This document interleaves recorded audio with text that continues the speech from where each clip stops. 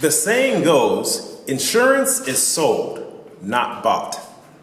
This alludes to the fact that a lot of times people don't even know that they need insurance, so therefore they're not looking for it. But once they're made aware of what insurance does, they're often likely to buy because they need that type of protection.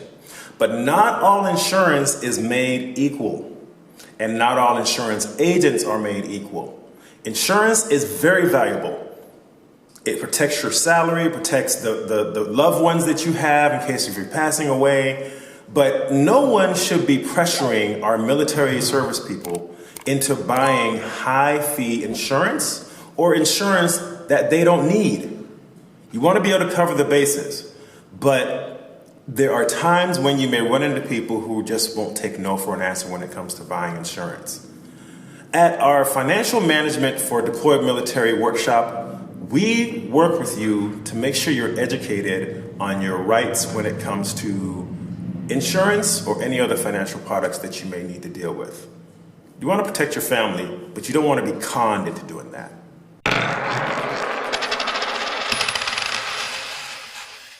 Thanks for watching. A registration link is in the video description.